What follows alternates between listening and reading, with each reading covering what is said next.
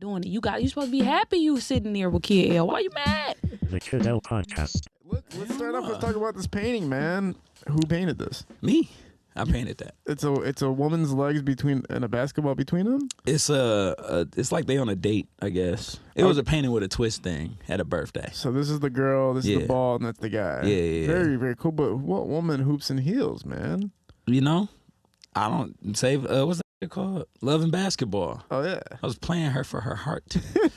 That's kind of how I went with it. Or Brilliant. we was playing for the rights to my company. Brilliant. Introduce yourself to everybody real quick, man. Do I look at them? Do I look at you? Oh, whatever you want to do. It's up to you. All three cameras, me. I figure anybody who watches this, it's only two types of people. They either know me or they don't. So to the people who know me, what up, though? How y'all doing? Glad to be here. To the people who don't know me, what up, though? How y'all doing? Glad to be here. My name's Taki, TV, and I represent Vendor Connect. You dig? Little company in Detroit that I hope anybody out there with a business who owns a business likes to do pop-up shops and wants to do bigger events. I'm here to meet y'all and hopefully see y'all in the future. We were talking about the Creator Con. What part did you play in that? None. Oh. I didn't. Yeah, no. I just I work in like that environment. Yeah. So I went to the one last year. Actually, my brother over there, $1 Trillion, he invited me out. And it was dope, and I met a lot of the dope people there. So shout out to them, shout out to Stewie, and all those whoever is behind it. I was just surprised this year. Like it took like a super growth turn, and it was like I don't know, it was weird. I didn't go, I couldn't make it, so I don't know if it was weird, but it seemed weird. And I was like, why? Like it's a lot of real estate. I gotta just say, man, looking at you, it looked like you came from the '70s, man. Thank you. Yeah, Thank you. you keeping it tied together. Where is this look coming from? How'd this What design would I come call together? this aesthetic? I would call this aesthetic, don't f it up. You know, real simple principles, you know, I like colors. A couple of my favorite colors in here. One of my vendors had made me this bomber jacket, Infinity Customs. Where's that? There you go. Infinity. Yeah. So I thought that was kind of cool. Are we breaking down the marketing game right now? Are we breaking down the event spaces? Are we breaking down, like you said, vendors just a second ago? That's a good conversation to have because I don't think anybody on this podcast talks about that. It's a super, super crucial thing. There's vendors literally everywhere in Detroit. Literally. It's one of the biggest, most entrepreneurial cities in America, for sure.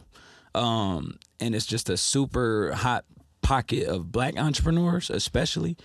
And so it's kind of cool to be in that space, and I've been able to take some people from like start, you know, like 0 to 1, 1 to 5, 5 to 10 in the last couple years. So I figure it'll be a mix.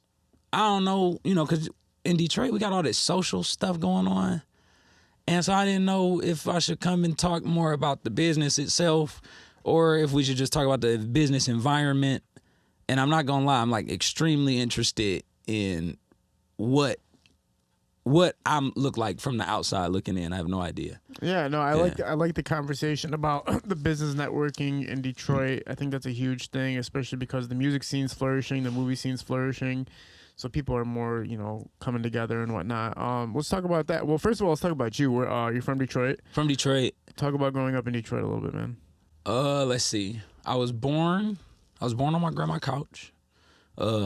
On Grand River in Wisconsin, on the west side. Grew up just outside of Highland Park on Philadelphia, East Philadelphia, between John R. and Brush. That house neither one of those two houses exist anymore. They've both been bulldozed since then. And then grew up just tucked into the east side on 6 Mile and John R.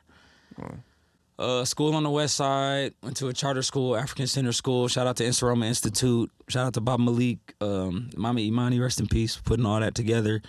And then went to Renaissance, went to Michigan, go blue. We whooping Washington ass right now. Right now. National champions right now. It's crazy. Yeah. And Detroit's wild. It's interesting. You grow up here, I don't know too much about your outside. I worked in there from age 12 to like 20. I worked at a liquor store on 7 Mile with McNichols. No shit. But that's all I did. 7 Mile and what? 7 Mile West McNichols. I don't know. People say you can't say that. Apparently, that's wild. That gotta be like, it was Outer Drive. Okay. It was Outer Drive. It was called Brand's Party Store. West Outer Drive. Yeah. Boom. Brand's Party Shop. Boom. So that's right before Evergreen. I'm not sure. There was like a Coney Island like a quarter mile down, and then it went right to the highway. Yeah. So, right before Southfield. Yeah. Okay. Yeah. So I mean, I worked there for a while, and that was the only experience of Detroit that I really got, was working at the liquor store. Nah, I've been in Detroit my whole life, except when I moved, school, and I moved a couple of times. I got to live in Houston for a couple of years. Stayed in Miami for a year. What'd you do growing up? Like, you were just chilling? Yeah. I don't know what do niggas do growing up. I went to school. It's like, oops, excuse me, my bad, bro. It's like one of my oldest friends. I've known him since I was in 8th grade. So we did shit. We went to school, we rode bikes. My mom used to do a lot of after school programs. So she could spend time with her kids and also uplift the community. So we was constantly in after school environments. She was big on exposure. So one of my best memories growing up was we went on a bike trail, was one of the field trips. But I mean, you do all that shit, go to the science center a couple of times a month. We was at Brewster Wheeler Center every week. So we just got to experience a lot of different sides of the city, go out of state a couple of times, and my parents did events.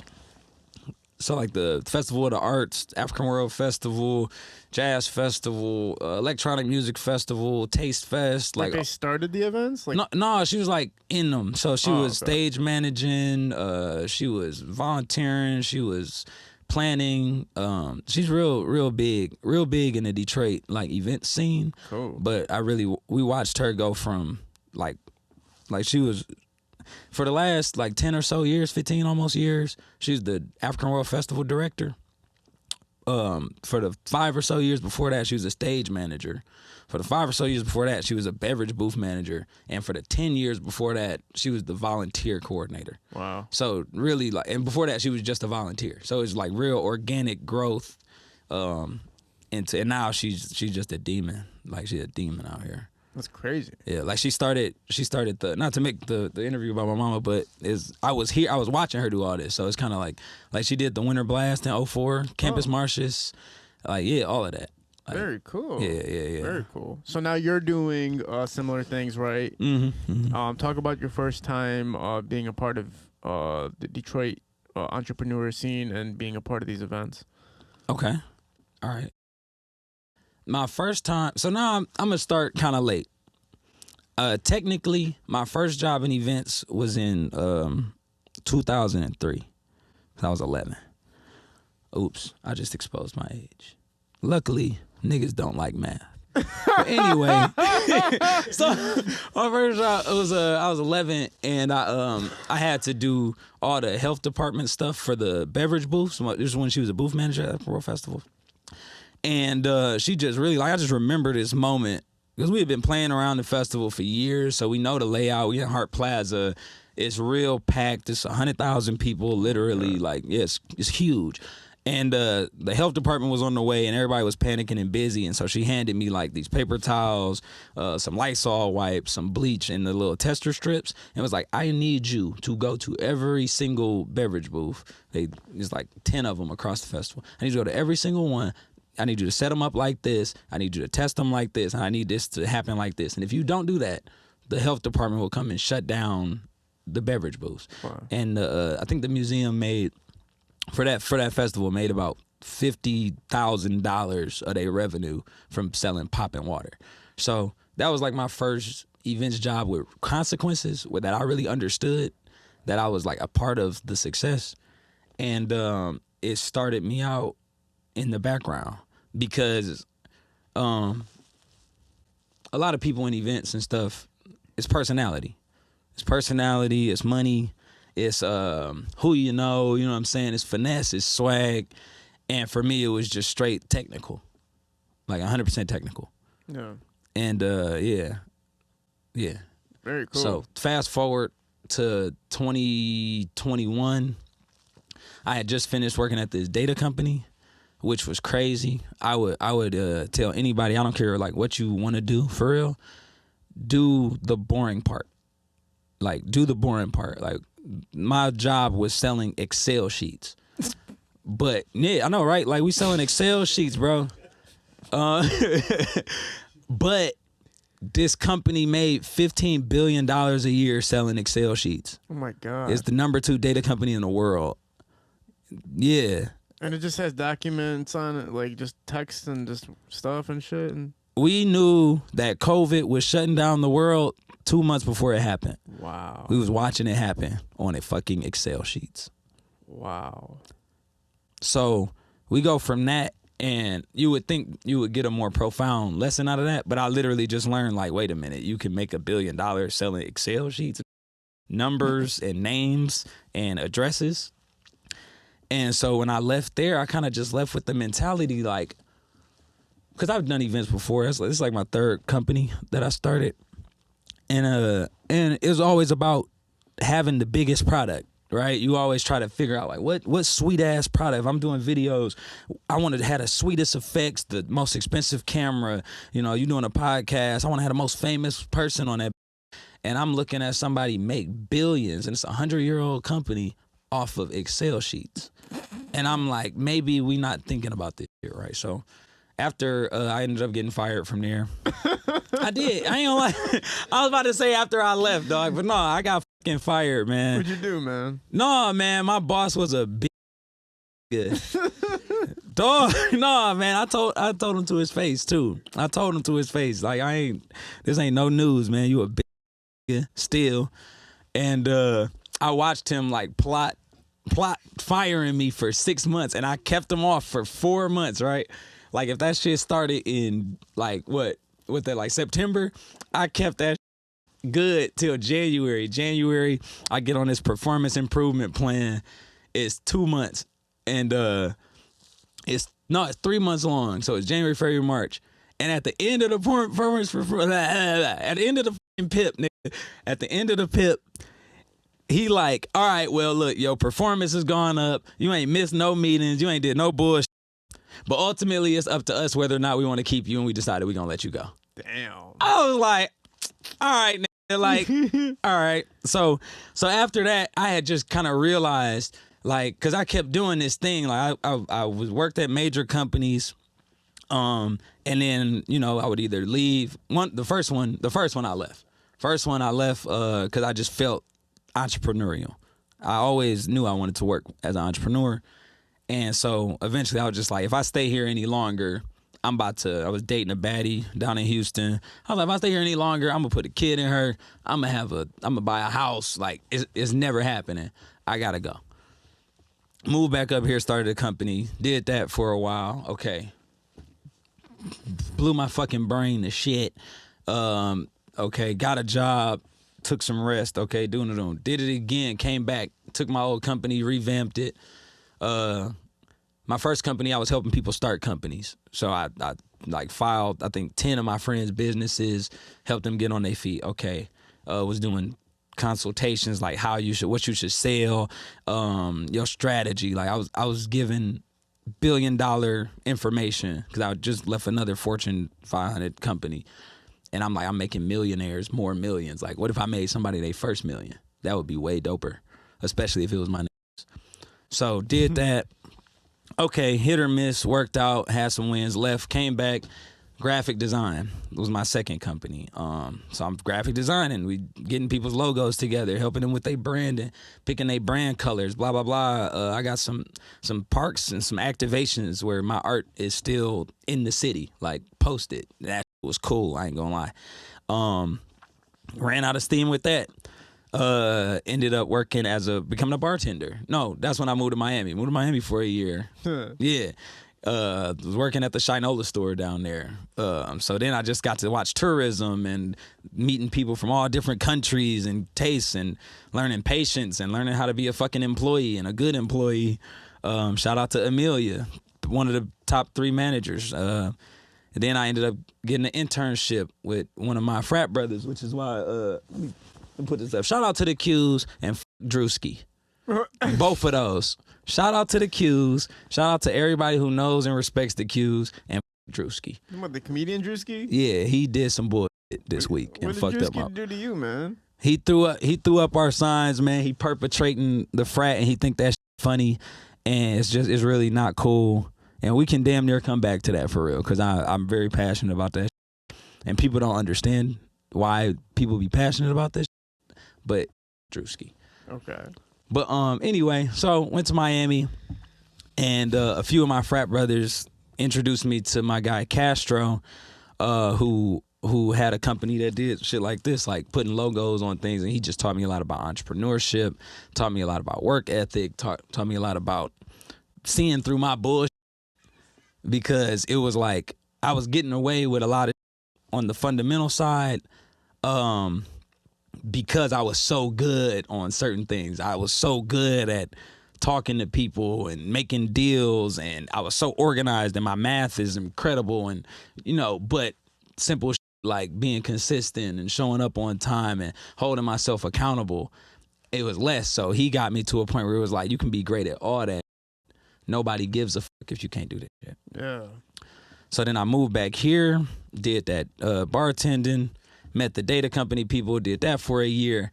And after that shit happened, and I realized it was like, I need to learn how to work for myself. I need to learn how to own a company, manage a company, grow a company, work my nuts off, and establish it, because obviously working for other people is not going to work out for me. Right. And one of my mentors in this city, I can't remember if he told me to say his name or not on this podcast. So his name is Danny. He a 6'7" Q dog. He been throwing parties and events and going crazy for like damn near 10, 15 years, and he deserved all his flowers. But I called him the day I got fired. It was like March 11th, March 13th. It was right around 313 day. And I just told him, I said, look, dog, I'm in a space where I'm in a perfect gap. And if I take another job, then I'm gonna go through this shit again. But I can rock with you. So what I want to do is I want to just work for you for the next 2 months. And he's like, what you want to do? I said, I don't care. I'll go fetch your coffee. If you got a piece of paper to hold, if you in a meeting and you got a piece of paper to hold, I'll hold the fucking paper and free your hands up to do whatever your hands would be doing if they wasn't holding a piece of paper. Yeah. And I was like, I just guarantee that if I spend enough time with you, one, I can help you out for sure.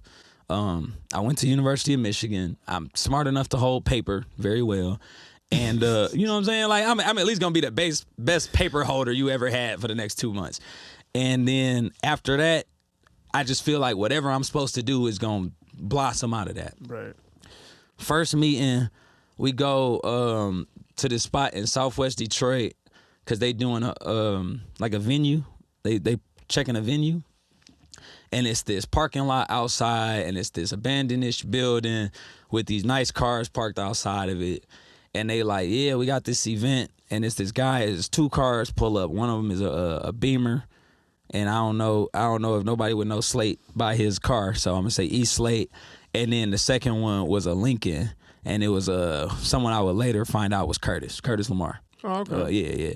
And so I'm like, I don't know who neither one of these is, but I'm like, if they with Danny, then they must be top notch. So I ain't gonna say no bull. I'm sitting here listening to Curtis talk. I'm listening to Curtis talk, and you know how, I don't know if you ever talked to Curtis like He's been on the podcast. You feel me? So, right. So like I'm listening to him talk, and I be wanting to jump in like, oh, I've been doing events for this long. Like, oh, we should do this. I'm like, shut the fuck up. Just listen. Like, you here to listen. You hear the whole paper. And so we end up scoping the scene. Danny tells me, all right, these are the guys I'm doing these events with. And, this is one of my mentees, what we need help with. And he was like, yo, we need somebody in these DMs. So I end up going from that. So I'm holding paper for free. All right. Then they like, all right, we can give you 10 hours a week. We can pay you 10 hours a week, 15 an hour. All right, bet. Like, better than nothing. I can still collect unemployment. You know what I'm saying? But, so cool. Like, I'm going to do that. And they like, we got all these people in the DMs and people making all these comments, all this spam. Like, if you could just go in and clear out the spam. Like, anybody who just pretend like they trying to sell tickets, that's spam. Delete that. All right, bet. So I'm going through it daily. I did more than 10 hours because I'm doing this shit for free anyway. Like, we grooving. Do that, and then that turns into, hey, can you reply to the comments? You know, so people in there like, hey, when is the event? Can you just reply to her? Somebody's like, oh, I can't wait for this event. Gas them up. Okay, somebody like, where do I get tickets? Drop them the link. Like, you know what I'm saying? Like, go in, like every do all this shit. Just the fundamentals. Like, okay, bet, no problem. So I'm in there doing that. All right, bet. Like, they see in some of the comments. I had never been complimented on my social media activity. You know what I'm saying? But like, I get pretty, like, good likes on my comments. You know, if you got, like, a reel. I got a comment right now. We're like got like 6,000 likes. I'm trying to figure out how to turn that into followers. Yeah. Please help. like whatever you got for me, please help. But so they like, oh, that's funny. Okay, well shoot. Now it's some artists. They booking artists to perform. There's a bunch of people in the DMs. If you can lock them in, then I'll pay you for every person who you can lock in. All right, bet. We doing that. So I'm like, I done artist management. Not artist management, but I've managed artists at these various events. My mom been a stage manager for 20 years. Right. So I'm not no geeky ass. I mean, I'm a geek. I'm not gonna lie to nobody in this, but I'm not no, geeky ass when it come to professional shit. And so it's like I can, yes sir, hey, here's the document, here's the whatever, here's the form, this is how you do this. And at the time I'm damn near 30. So I'm one of the only in the group who's had 2 or 3 corporate jobs and really spoke to CEOs. So it's like, no, I'm really handling. So boom, okay, now we making a couple dollars doing that. And then finally, you know what I'm saying, I was wondering where all this is going, right? Finally, it becomes, hey, it's a bunch of vendors too. You're doing good with the artists. And this all happens over the course of weeks and months for the record. Right. But you're doing good with the artists. We got some vendors in the DMs and they want to close and they want to book. Can you close them? I'm like, hell yeah, like that's even better. Like I'm way more comfortable with vendors than I am with most artists. So it's like, bet. We talking and we doing that, boom, boom. Okay, cool. So then the first event comes up. Or it's right, this is the end of COVID. The end of the first COVID, 2021, May, June, right? Like we outside. And they like, okay, we need to talk to the city. The city's giving us trouble about the date because it's right. I mean, like, it's like if the event is scheduled for, I think, like May 28th, the world is supposed to open back up May 30th. Yeah. So it's like we can't do this shit on a Monday. And so it's like, well, shoot, this is how we need to do it. I know a little bit. I don't work. Rest in peace, my sister. She also used to work a lot with vendors. In these various events. And so I kind of got to watch her present to the special events department for the city and hear the questions they ask. And I done worked with the health department since I was a kid. So I know what type of concerns they got. And I'm like, look, if we do this like this, then they'll fuck with it more. If we just go in there, and then that turned into figuring out organizing the vendors. So I'm fresh off of Excel sheets. So now I'm like, all right, we got this many vendors in these categories. Okay, this vendor needs this kind of space. You know what I'm saying? You got to have a porta potty so many feet away from food. So let's put the food over here, but you got to have a generator in a certain areas. But if we put it here, then it can't connect to all the, I'm doing all this nerd in the background. Because I'm like, nobody else here knows that. You know what I'm saying? Yeah. They know the sauce. You know what I'm saying? They know how to talk to Cash Doll. We trying to get Cash Doll on the phone for a Thanksgiving event. Tap in. But they know that part. I know the nerdy. I know the checks and balances. I know Excel. Right. And so eventually it just comes out. So now me and Danny are working with the vendors crazy. Okay, cool. Henny and Hamburgers goes over, have a ball. I think you were there. It was the one in that with what's the dog name? Pac-Man. Where Pac-Man was eating the donuts. Where he ate the donut off Shorty and she had the donuts painted on her ass. Yeah, we had a great time. You guys kill it every time. Man, it's nuts. Watching them do it is nuts. But then we did that one. And then we did Backwoods that year. That was with YNJ. So now they bring me back on, and now this time I'm the vendor guy. That's what everybody's calling me. He's the vendor guy. Okay, cool. And we do that. And it's even more technical because now the world is open, but COVID is still kind of happening, but this, that, and the third, and there's more vendors, and now they got all these questions, and so he like, can you just take care of that? And I'm like, bet. So long story short, take care of that. And then we're moving into the fall. And I'm still working with CrowdFreak. And it get to a point where I kind of realized, I was like, if you do 1, 2, 3 more events, if you do too many more of these events, and you're just the vendor guy with CrowdFreak, that's all you will ever be. Like if I got 100 vendors calling me the vendor guy, and I'm working under the CrowdFreak umbrella. And shout out to that. You know what I'm saying? If that's what it was gonna be, that could have been it forever. But as a grown-ass man and an aspiring entrepreneur, I realized being around Curtis, Reyes, 50 Bars, Danny, Rick, Regina, she showed up way later, but I'm gonna shout out Regina too, just because I don't want you to think I didn't shout you out. What up though? But being around all these guys and watching them work, it was like not only will you be under that umbrella forever, they not gonna respect you no more. Like these niggas they not gonna grow you from under. I used to use the metaphor with Danny. I say I thought this was the Teen Titans. You know what I'm saying? I'm like, I thought this was where the young niggas is sprouting up, or he was Batman and I'm Robin, or I'm Nightwing maybe. You feel me? But eventually I kind of realized, like, nah, this is the Justice League. You know what I'm saying? Superman ain't even saying 2 words to Nightwing. Like, you either Batman or you're, Beast Boy. Yeah. So I was like, bet. So the next event came up, and they was like, we need the vendors, this, that, and the third. And I was like, all right, let me hurry up. I got on Photoshop, and I drafted this logo in like 5-6 minutes. Took one of my old company Instagram page and just repurposed it, deleted all the pictures or whatever. And shit, my motivation, just so y'all, I don't know, whoever cares, whoever do art or wants to know really how simple this shit is, how really easy this shit is, all I told myself for this logo was 2 things. The thing is called Vendor Connect with a Q. So I was like, I want either a V or a Q in there. I tried, but it didn't work out with the V. So I got the Q, and I was like, I'm the vendor guy. So I want it to look like a tent, a 10 by 10 tent that you would have at an event. And then the third thing was like, I just wanted it to look like something you could put on a shirt and it looked stylish. Right. So I seen like Target apparel, you know what I'm saying? You can get like Apple. Apple got some of the most sought after apparel of all time, and it's just an apple and we chilling. So I was like, bet.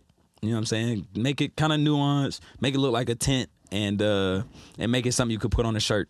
Yeah, it's very cool. And then boom, it became Vendor Connect. How many events have you guys run since you birthed the company? Uncountable. Damn. I could easily I ain't even gotta think about it, and I could say 100. You know what I'm saying? Easily. No, this is like since 2022? Since August 2021. 21, okay. You know what I'm saying? So and that's deep low ball, because we do weekly events, we do annualized events, we do random events, we do the Shinola Hotel. I've done events for the city. I've done events for the state, nonprofits, done private events. Like, it's just. How did people start reaching out to you for you to be able to delegate the events? I reach out to them. Okay, so you're reaching out to the event spaces and just saying, like, we can run an event here? Yeah. It's really like, for me, like, I ain't no rich nigga. You know what I'm saying? Like, I'm not rich. I ain't even got a lot of money. Like, maybe I'm not supposed to say that in public or whatever. Maybe I'm supposed to let niggas think whatever they think. Like, I manage my couple dollars very well, and I just take L's when it's time to take the L's. Like, if I got $30 in my account and I'm at the bar and I like her, I'm buying her a drink. We gonna figure this shit out on the way home. Right. You feel me? Like, but you know what I'm saying? So I tried to figure out, how can I. All right. You sleep 8 hours. It's 24 hours in a day. You sleep 8 of them. Yeah. You go to work for 8 of them. Transit and all that, right? Okay, after it's all said and done, you got 6 hours in your day to enjoy your life. Most people spend that on Netflix. Yeah. Right? So I was like, is there a way that I could not hate that first 8 hours? Because if I don't hate the first 8 hours, now I'm enjoying 14 hours of my day. Right. And how much would you pay? Why would I work Why would I work 30% of my week, really 50% of my waking life, and hate it just so I can enjoy 10%? Like, it got to be value in enjoying your actual day. So now when I go to work, I enjoy that shit. So instead of having to go plan out, take 4 days off and ask my boss, yo, can I take 4 days off? And then going to Disney World or doing some crazy shit, I enjoy every day of my life. Yeah. And everything else is extra. So that said, like, to answer your question is, I just saw venues that I liked. And if I could envision an event that I liked inside that venue, I was like, it's not work. Like, I get paid to have all my favorite DJs come with me that I can afford. And the ones I can't afford, then I go into that, I take this money and I pay $40 to go wherever they at, pay that cover, and go listen to them for an hour. You know what I'm saying? Most people hate they take $150 and go to a concert once. You feel me? So I never tried to make it about money. And I try to respect myself when it comes to getting money. But no, I get paid in experience. I get paid in paying my friends. I get paid in watching people go from like somebody told me I helped them pay off their house this year. And now they paying off their second house. I do not own a fucking house. I'm not a hater though. So that's dope to me. And I love creating those stories for other people while I figure it out for myself. Yeah. And then to really answer your question, I use the events, it's portfolio building.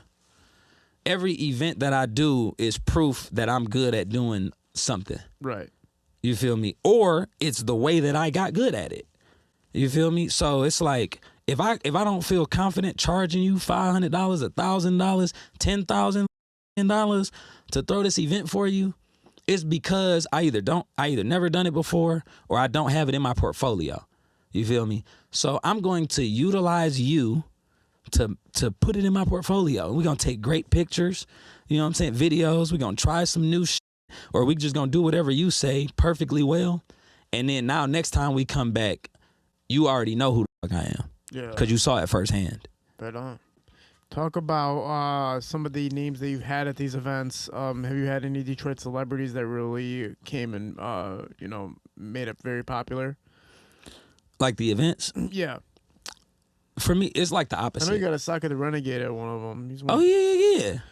He's one of my favorite artists from the city, man. Oh, well, then, yeah. And we got him after the Pistons. After the Pistons called him back. So, like, shout out to Soccer the Renegade. He's been a legend for a long time, man. You know, like, I met a lot of these guys with CrowdFreak. You know, and that's why I still fuck with CrowdFreak. That's why I still consider myself a CrowdFreak intern. You know what I'm saying? Like, Curtis has forced me to accept compensation several times when I was just like, no, dog, I'm gonna just do it. And he like, no, nigga, no.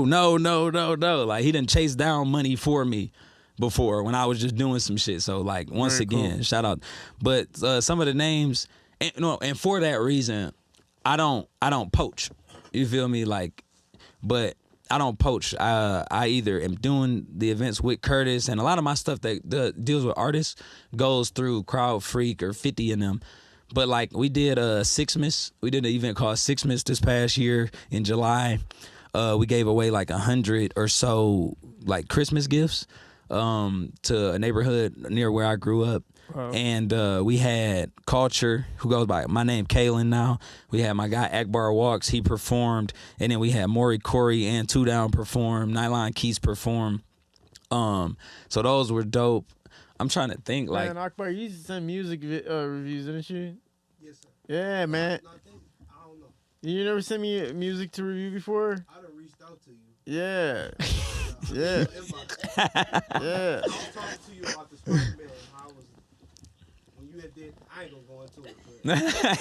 But check your DM. I remember, man, I've known your name since 2017. Yep. That's Man. crazy. Akbar That's crazy. got all this entertainment shit. Akbar for real got me into it. That's crazy. Like, the first time I ever went to the mall socially, it was because Akbar invited me. Man. You know what I'm saying? Legendary. But all that to say, like, all right, I'm really for real. R.I.P. Northland. But I really start from the bottom, right? Like, my budgets ain't crazy or haven't been. I mean, shout out to 2024. But Hey, man. Hey, you gotta be, man. That's the same way with everything, bro. The podcast, I mean, everything, man. Everything I've done, like, it's a long ass process before you see something from it. In fact, you gotta love it. You gotta do it because you love it, man. If you do it for the money, you ain't gonna do this. Yeah, well, you made the best point about it. It's like you're spending 8 hours of your day doing something you hate. Why don't you do 8 hours a day something you love, even if you're not making as much money doing it? You feel? You would pay to go to a concert. You know, I would pay $300-$400 to go to a concert. So if someone pays me $100 to be at the concert, and all I have to do is make sure that the lights stay on, okay, like yes, absolutely, that's worth 8 hours of my day. Yeah. But the names, okay, so because of that, I'm really an eye for talent. Like I probably have helped, and it's not like to sound, it might sound cocky in Detroit, but I'm just literally saying this. I might have helped to establish more names than I've been able to like reap names. Like I went to an event where they hired Manny Fresh this past year. I'm very excited to do something like that. But the names I've been working with is like, I got DJ Kid McFly. He's regularly DJing at my events. You know what I'm saying? DJ Swoo, one of the firest up and coming DJs in Detroit right now, today, right now. I've got a great relationship working with him. I'm looking forward to the next time we work together. A lot of DJs is basically what I'm getting at. DJ Swoo, DJ Kid McFly, DJ Mo Betta. I just got to work with DJ Why Not, and we was talking about a type of event we want to try out. Sussex Smooth. You know what I'm saying? You for sure know these guys. Yeah, I know Sussex. DJ Molly, DJ Treehouse / 3AM, Charlie Do It. Like, it's people who outgrow me. DJ Uncle Eli, like where I could afford them at first, and then a couple of weeks later I couldn't afford them no more. Like, and I'm not being like, oh, you forgot. No. That's what the fuck we doing it for. You know what I'm saying? Get big as fuck, pay your mortgage, raise your kids. But if you go on a world tour though, maybe let me pull up one time. You know what I'm saying? Like that's what I'm on right now. Type of love. Yeah, let me get that. Yeah. Talk about Free Ball Will, my bad. Free Ball, because you mentioned Osaka and Free Ball. Disc Jockey George, my bad, because they was all at the event. But shout out to Free Ball Will is one of the best artists in the city, and like I can't wait till he just popped the balloon. Pause, maybe, right? I don't know. I don't think you have to pause that. Yeah, I don't know. We good? All right, yeah, I don't know. But until like, no. Are you working on a dating scene thing too? Huh? Dating scene? Are you Dog, how much time we got? What time is it, Nick? It's 9:54. What? Yeah. Oh, we can do 15. All right, bet. Dating in Detroit. Yeah. Yes. So I find it. So basically, my thing with dating is I've been bad at it for so long. Damn. You know what I'm saying? Like, did you say you had a girl down in Houston? Yeah.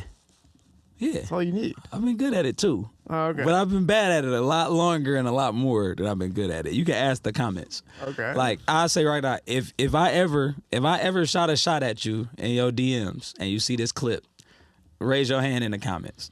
Don't say the fucking. Bro, don't say that. I used to send, before I had a girlfriend, I used to send 40 messages every single day to a bunch of different girls. You a shooter. Yeah, I was just Certified boom, shooter. boom. And then every week, you get at least 5 That's- solid deals. But that's strategy though. Yeah. That's different. That's like the situation. I learned that shit from Jersey Shore. I'm talking like just bad. Like evidently every approach 80% of the approaches I try are just terrible. And it's up because it's fucking up a lot of blessings for a lot of beautiful women. But this city is so crazy post-pandemic that all these think they city girls, and it's like they think they are the city girls though. They think they JT. It's like, baby girl, no, you know what I'm saying? Like, well, because everybody got rich off that pandemic money, so now they want the pandemic guys. Yeah, but it's like you if you 22. That means the pandemic, it was only 1 or 2 years. Like, you should be used to the pre-pandemic when this was working at McDonald's. Y'all remember that? Y'all remember when you was niggas for French fries? Y'all remember that? It's a minute ago. Like, y'all gotta chill. It was the weed guys and then the pandemic guys. Because, when weed became, like, more legalized or whatever the hell, or controlled. Let's pull up. Oh, let's they were smoke. man, they were... So I took a break. I took a break from really trying to close on dates. I kind of realized, like I told you, I was a certified nerd. I call myself a nerd. People are polite, and no one else calls me a nerd except my fellow nerds. But I know who the fuck I am. And eventually I realized, like, I grew up really comfortable with my homies. I got a lot of old friends. I got friends I've been friends with since I was 2-3 years old, for real. Like, to this day, we was just hanging out this weekend type. Yeah. And so I'm comfortable around a lot of people. As a category, girls was never that in that category. Like, I'm one of them sandlot. And so it was like, okay, yeah, you know, I had to kind of just accept that and realize, like, yo, nigga, like, chill out. Like, and I think in our society, not to make this a society thing, but I don't think we have a place for the opposite sex as friends. Like, if you think about it growing up, all right, if you're a straight guy, it's girls you know, and then the girls you like, they either like you back or you don't. And it's girls you don't like, and y'all are friends. It's nothing, like, if you don't like her, that's easy. But being strictly friends with a girl that you're attracted to is never really taught. I ain't really had no framework for that. So it was just, oh, I like you, I'ma shoot. And now, as an adult, I realized, like, damn, how many friendships did I just blow, like, waste? Because I tried to, you know what I'm saying, kiss, take out, whatever. Like, I'm a shooter. I'm a certified shooter. Some of them got to be just friends. Yeah, and so that's what I've been really practicing lately. Is like, even if it's a bitch that my motherfucking hormones in my brain is like, I marry this bitch right now. Yeah. You know what I'm saying? If she hugged me back, I'm going to melt through this floor and die. Right. You know what I'm saying? Like, I'm like, nah, dog, keep it cool and just practice being around, you know, that energy. Because one thing I notice is, like, that energy is crazy. The energy you get when you're around somebody you're attracted to, like, the energy of the chase is crazy. Yeah. The moment you either or she call you weird or something and now it's over, it's dead.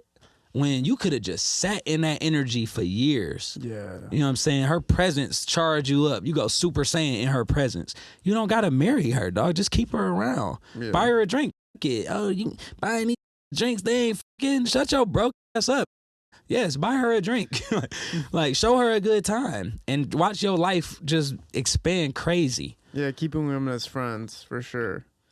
Not always trying to pursue, like, the whole deal. That's probably going to not work out. Now, tell me something. It's not about what I was harassing you about earlier. Mm-hmm. All right. You know something about me, right? If you was me, and you wanted the world to know something about me that they may or may not know, or get some info about, like, what's a question that I should not leave here without you asking me? If somebody wants to know something about you. Yeah. About TV. About TV. About Vendor Connect. Oh, follow me on Instagram at Vendor Connect.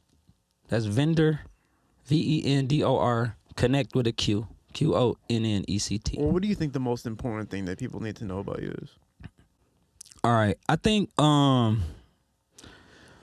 it's important.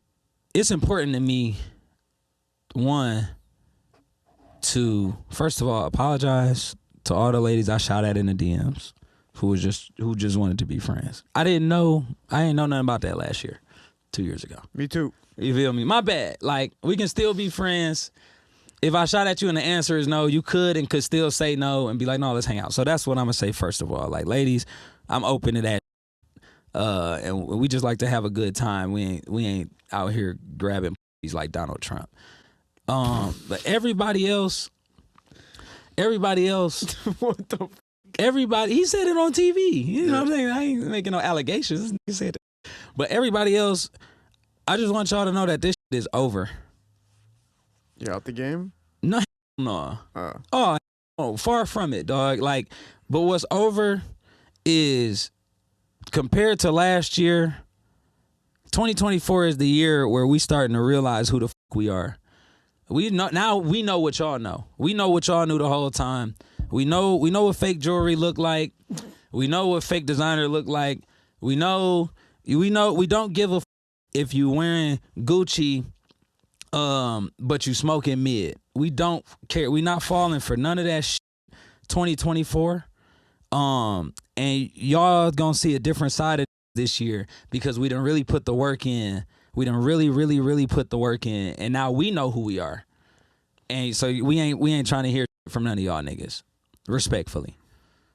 To everybody we work with, to everybody out here hustling, grinding, learning they craft, investing, doing real, not faking it for the gram, not hoeing niggas and then doing the shit that you hoeing niggas about. Everybody who ain't on that bullshit, everybody who like Kid L, who really taking it day by day and working this shit, it's gonna be a great year for us.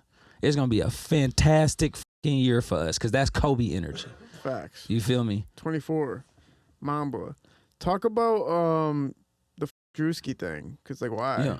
All right.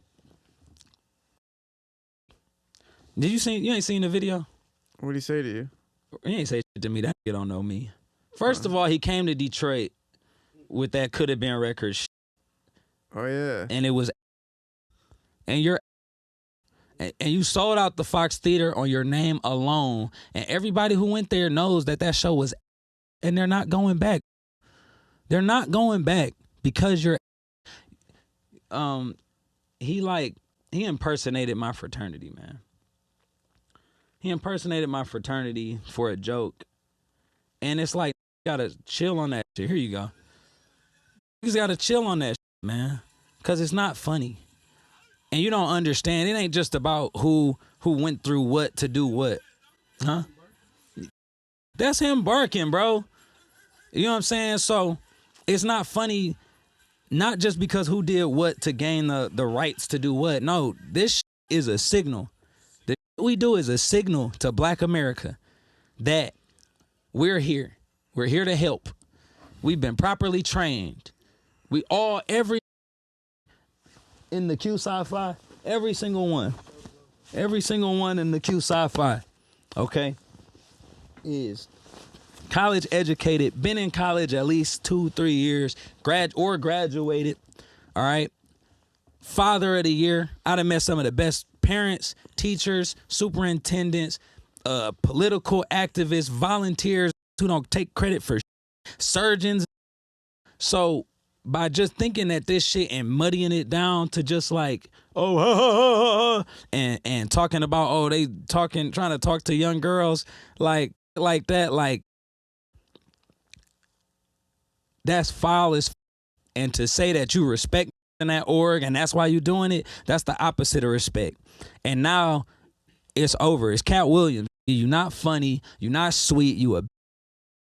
It's coming to you. I guarantee you. I don't know where it's coming from. It's coming to you. You feel me? And no amount of Mountain Dew commercials gonna save that. It's over. That's why Cat Williams didn't shout you out when he said the young. That's why when he said all the young, and you got 10 million followers, you got 10 million followers, and you ain't even get a mention because you're not funny. You a bitch ass, weird ass, and white people are using you for that. So you, stay the fuck off my. God bless. Damn, Druski. Oh, I honestly don't even really know who he is. Yeah. Like I hear his name a lot, but I don't really know. Like he has like that could have been records thing. Yeah. That's the up thing, man. He came to the Fox Theater in Detroit with the could have been records thing. Didn't know if it was gonna be a stand up thing, if he was gonna try some stand up. Didn't know if it was gonna be like a weird talent show. This had G-Mac Cash in that. Like it's basically like 40 second. He just get off on home. So he just like, oh come on, that was ass, da da da. Like, and you can do that to regular. How the fuck you do that to G-Mac Cash? He went off on G-Mac? This cut off G-Mac Cash in the middle of a performance. How you doing a comedy show and nobody laughing, nobody with you, and then you cut off one of the hottest, greatest Detroit in the music game for a joke? No cap. Well said, man. But anyway, enough about that. My bad. No, it's good. I mean, you're standing up for Detroit artists. You know. I mean, if he disrespected G-Mac Cash, that's not right. G-Mac Cash is a legend out here. On his birthday. It was the day before his birthday. Damn. You feel me? Get you on, bro. Man. It was wild. So yeah, man. But no, we just out here. But shout out to him as a successful. Shout out to him and the Sexy Reds, you know what I'm saying, of the world, who doing just wild with terrible consequences, but they securing their bag though. They got chosen. If it wasn't them, it'd be somebody else. and they making their money, and I hope they do some good with their money, and I hope they put their people on with their money. Yeah. Shout out to Eastside Egg Roll for that saying. Yeah, it is kind of trippy though, because when you see like Cardi B and like Megan Thee Stallion and all the ones that are already successful still doing that Sexy Red is doing now, that's the confusing part. Because it's like, bro, you guys already made it. Why are you doing all this stuff that's destroying the future generations' mindset? You already got the pay. You're already millionaires. I'm like a proponent for women's sexual liberation. Like, so I'm not really mad at like the city girls for saying what they'll do for some money. You know, if that's what you want to do with your body, cool. I just think like Cardi B, like she was a dancer. It's okay. Meg, she was using, because they be using, that's like the difference to me. Like they talk about using to get what they want. They talk about how stupid you are because you gonna pay me 20, 30,000 to smell my feet. You know what I'm saying? Like I like that. That's women's empowerment to me. Shout out to that. But you got 10-year-olds. I ain't know whatever. I'm a hoe. Like you kind of gotta know your audience, man. But see like these videos of these babies or like kids dancing to that shit and like twerking to it. you know what I'm saying? It's just crazy. That's too far. That's a little too far. But no, shout out to the real city girls. Shout out to the girls that's really out here pimping these. Shout out to the girls that really got paying their rent, that really got paying their bills because they look good and they want to smell that little. Like, I'm all for it, boo. I'm 100% for that. If you could change one thing about Detroit, what would you change? Oof. The size is too big. Size? Yeah, the city is too big. What do you mean? It takes the city budget is. What do you think the city budget is right now?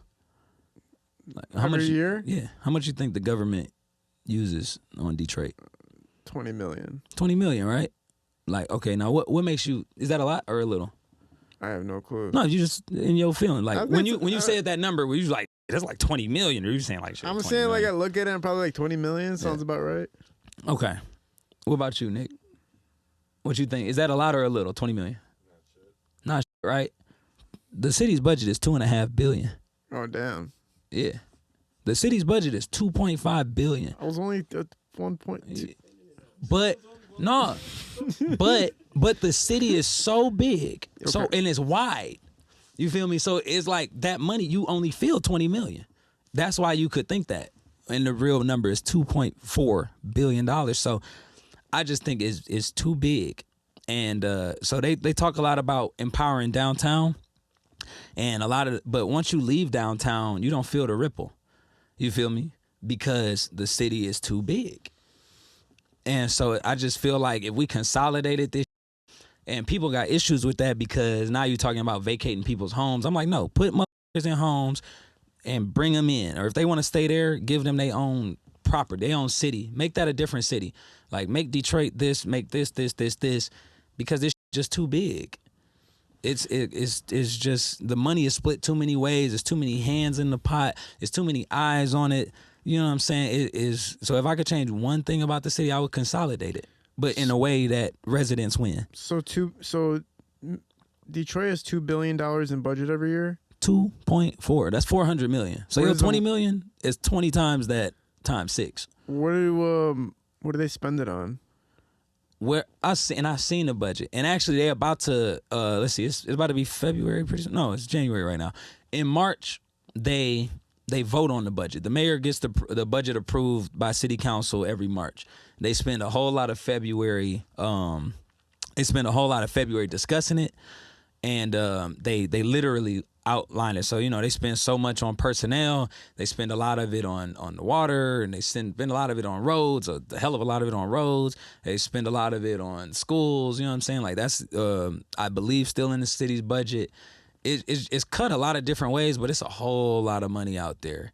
But I mean, when you take $2.5 billion and $500 million goes to downtown, you know what I'm saying, instead of DDOT, when you spend $116 million to build the Q line, and then you spend another $50 million to make the Q line free for a year, instead of getting a new bus system or You know what I'm saying? They did add 130 drivers last year. I'm trying to be fair here. I'm trying. But it was crazy numbers. Like 116 million, that's 100,000 times 10 times 100. That's 100,000 times 100. I mean, times 1,000. If I paid you $100,000 to be a D-Dot bus driver, would you do it? Hell yeah. Hell yeah. So that means I could have hired 1,000 bus drivers at $100,000 a year. That means I could have hired 2,000 at 50,000.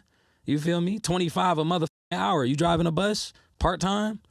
You feel me? So it's just like we spend our money on this that's cute and to attract this attention, this national attention, but it don't touch the quality of life of the everyday nigga in a way that we could transform this whole city. Damn.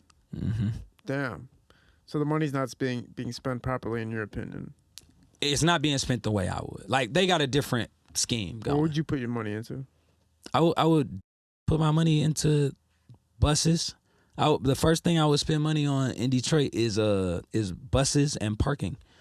I just think that we have if we had faster on-time buses and you could quickly, confidently, safely get from the deep east side to the deep west side, like going to Somerset, all that Tri-County, I don't even care about that. If you could confidently get from one far side of the city to any other part, you gonna get a job over there. You gonna spend money over there. We gonna, like, imagine if you was bar hopping one night and you was like, all right, bet we about to go to Greek Town. All right, bet now we about to go. It's this crazy after hours on like Finkel or something. We gonna go to the west side. Then all right, we gonna go to the east side because I heard it's slapping over there on. Like, you would go if you could.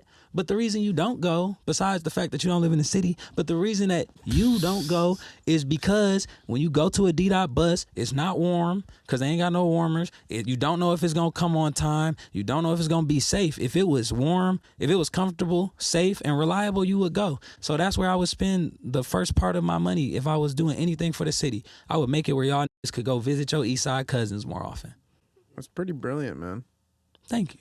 Why don't you, like, run for, like, some type of thing? No, thank you. Like, if they ever look, just call your congressperson and tell them let Taki be in charge of the bus budget. Like, my shit got to be real specific. They deal with a lot of shit that I do not want to deal with. What do you think of Kwame Kilpatrick? At the time? Yeah. Or now? At the time or now? The overall scheme of his whole existence. At the time, he was a superhero. He was a superhero. Kwame Kilpatrick was a superhero. You know what I'm saying? He was young, black, genius. Kwame Kilpatrick cut the DPS, what you call that? Deficit. It was $300 million when he got in office. It was $125 million after his first term. And if it wasn't after his first term, you fact checkers, it was after his second term. But the point is, he cut the fact that you ain't had no new school books in 10 years and you was under 300 million, he cut it down in half in either 4 or 6 years. And that's what he was about. And he gave a lot of young black men hope that they could run for office. And then he f***ed it up. And then he blew it. Where now they probably won't vote for no young black men for another 2, 3, 5, 6, 7 election cycles. And he gonna have to live with that, and I'm sure he is. And he's a real down-to-earth guy. You know what I'm saying? I've only seen him so much, but he's a real humble-sounding dude, and he's a family man. And I hope, you know what I'm saying, that God looking out for him. But just know, you had the bag and you blew it. Damn. You had the bag and you did, but you broke my heart. You broke my heart, Fredo. You know what I'm saying? But no, I ain't gonna discredit the fact that he was like our first look at like what it looked like to have a Coleman Young type mayor in my lifetime. Wow. Yeah. Wow, man. Very, very interesting. I think he's supposed to be coming on the podcast soon. I'm sure he's gonna like hearing all the nice things you said about Yeah, him. please play him the clip, dog. You can say whatever you got to say about me. It's okay, Nah, dog. I'm You sure know what I'm saying? he's It's a gonna safe love that. space. You called him a superhero. That's all that matters at the end of the day, man. The Detroit music scene, are you appreciating the direction it's going in? Yes, and thank you. Thank you. Who? You. For what? For having Skilla Baby on here. Oh, yeah, it's my friend. Like, it was some real key moments, I think. Like, after that stuff happened to him, he made some of the best music of the last 12 months for sure. Yeah. Like, shout out to dog. Like, I was actually gonna ask you to play Tay B style for me while I was here, because I know what I want. I'm the first Detroit to be. I know what I want it to be. So tee that shit up, Tay B style. You ain't got to do it right now, but just have it at the ready. Wait, what are you the first Detroit person to do? We about to get there. Okay, we gonna get there. But no, Detroit music, like, it's the only reason it's not a lot of money in Detroit for the arts. And we confuse that and think that we ain't got the talent or we ain't got the support. No, these other cities pouring hella money. They entertainment cities. Miami tourism is crazy. Atlanta got entertainment money. That's $1 billion Tyler Perry Studios. That's Coca-Cola will pay you to make jingles. So there's a lot of money. Houston got its own economy. They still pumping oil out of Houston. Like the way we talk about Arab money, excuse my language, but that's a song, excuse me. But the way we talk about that Middle Eastern oil money, they got that in Houston, Texas. Detroit, our economy used to be booming crazy because the auto industry was crazy. And when that went away, we never brought it back, and the arts suffered. But think about it. You know, I heard T Grizzly when I was out in LA. Like, not recently. I'm talking about his first single, First Day Out. I was in LA not too long after it came out. They was playing it on the radio. You know what I'm saying? Rocky Bad got fans all up and through this. Crazy. Like, it's real. Like, she got real fandom. You know what I'm saying? Skilla Baby's crazy. Sada Baby song was played on Atlanta. On season 3 of Atlanta, and it was so clean. It was not clean like the music, but it was such a clean move. He didn't post it on Instagram like, yo, they about to play my song on Atlanta, hit me up. It was so smooth. I thought it was regional. Like, I thought that my, you know what I'm saying? I thought my FX, because I'm in Detroit, is playing Sada Baby. And I'm like, no, if I go to Atlanta, they're going to be playing the Migos. And no, dog. So, you know, and then, of course, you got me. You know what I'm saying? You got me. I like music. You got international. The Detroit music scene. We just need to stop waiting for other people to like our. We got to start telling what to like. The same way radio. I went to New York. If you go to New York right now, all the bodegas, all the barbershops, everywhere is gonna be playing. You never heard, because it's a New York. It's a local that you can run into somewhere because they supporting their own. If you go to Houston, you're going to find out that Paul Wall and Slim Thug is still releasing albums. Mike Jones is still releasing albums. Why? Because they support their own shit. They're not waiting for to tell them they shit is sweet. So all we need to do is say these are people. Drake shouldn't be, shout out to Drake. Drake shouldn't always be the getting requested on JLB. It should be some Band Gang, some East Side, some West Side. One of these singers coming up out of one of these churches. We all got Distro Freak. We got CrowdFreak distribution. We got what's that called? TuneCore. Like, we should be picking out of our own pot first. Why are we giving all of our money to these that iHeartRadio is telling us to fuck with? We need to be telling iHeartRadio who to fuck with. You know, and if we did that overnight, but it start with us just doing it. Yeah, man. Yeah. Very well said, bro. But I love Detroit music. I love the attitude. It's motivational. You know what I'm saying? I wish we could stop talking about Coney, but shout out to Coney. I ain't mad at Coney. I'm just saying we got other Let's talk about some other shit. Yeah, there's a lot. The music videos are all the same. It's strip clubs, you know what I'm saying? Yeah. AK-47s. Yeah. No weed. No.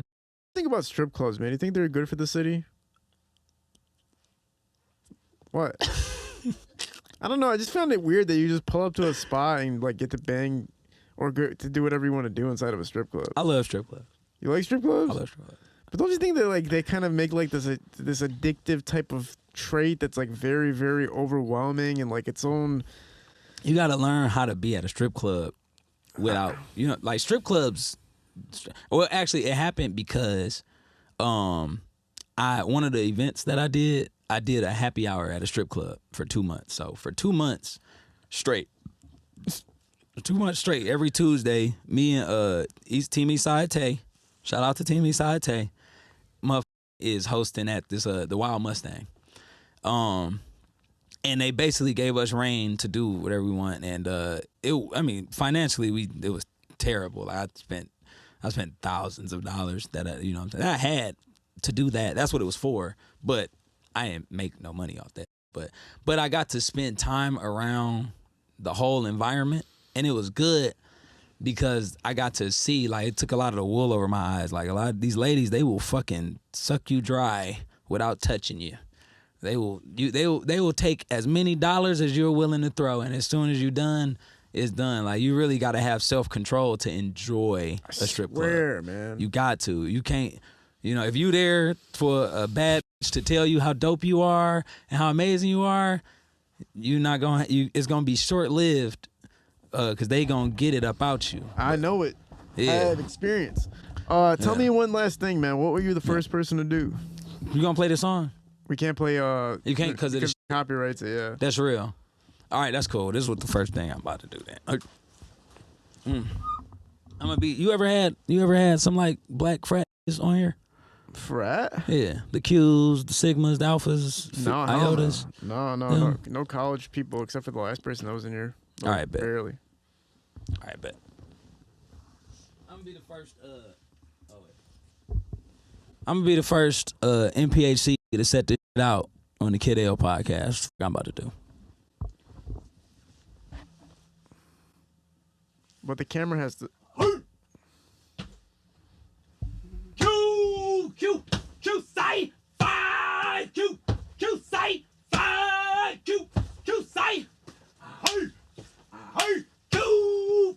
Q say five Q say five Q say hey some people live for what they live for, a Cadillac and diamond rings. I say some people live what they live for, a hot ride and shiny things. I say all that I live for is Omega Sci-Fi. I want to be an Omega till the day that I die. That was fire, man. Right. We need more of that shit in life. I fuck with it. Man. That was fucking sweet. We got a fucking first event showcase here. That was crazy as fuck. Crazy. I appreciate you, man. That was fucking sweet. Hey, right back at you, dog. Listen, man. This was a very exciting and intellectual conversation. Tell people what future projects they can look for and how they can reach out to you. The future projects. I'm winded. I'm out of shape. Oops. The future project. What we working on, Heck? Last year we piloted 3 major events, right? Oh, my bad. Last year we piloted 3 major events that I'm real proud of and real excited to do again. One of them was called Sixmas. It was Christmas in July, which is a community event. The 6 Mile Spooktacular. I'm working with an organization called Live 6, and we're just doing a whole lot of community events, a lot of community activations. That's what I was saying. If you can help me. It actually came up in a meeting. We want to do a huge Thanksgiving event. We got events coming up for the draft. The NFL draft is going to be in town. And then me personally, I do pop-ups. Okay, there we go. Anyone who owns a company and wants promo for their company, we design, Vendor Connect has evolved to where now we design events around whatever your business is. And we're getting really, really good at it. We're real creative, and we like to try new ideas. So if you want to have a podcast festival, I want to help you do that. We're always looking for caterers, food trucks. I can't say some of the other things. Like anybody who does pop-ups at events, please tap in because, like I said, we have created some really, really great opportunities, connected people to parts of the city that they might not have been connected to, help them elevate, help people get their licenses, help people go from tabletops to food trucks to brick and mortar restaurants. Like that. One of my vendors, they did one event and they went from making like $2,000 at event to making $22,000 in one day. God damn. Yeah, it's real numbers, man. It's real numbers, and I would do that for as many people as possible, as often as possible. I'm not gonna get rich until I make some other people rich. So I want to make you rich. Legendary statement. Listen, man, it's been awesome having you on. Like I said, man, very insightful conversation. Very, I like your opinions on things, man, especially when we were talking about Detroit and some things you would do to help rebuild. Hopefully you come back on again, man. Thanks for bringing on the painting, man. This thing is sweet to look at. You want it? Can I keep this? You hang it here? Yes. Yep. Absolutely. That ass. Appreciate that. Oh wait, I did bring you a gift. It is. Word.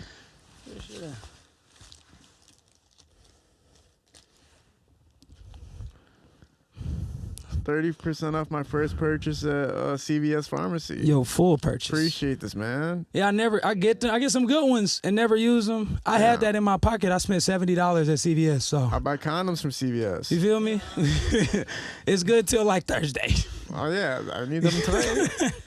I appreciate you, bro. Appreciate you being a part of this, man. We're at Parallel Sound Studio, High Low Visuals, shooting these productions. We're out. Peace. Fire, man. No, I. Super hot fire. Incredible. So hot.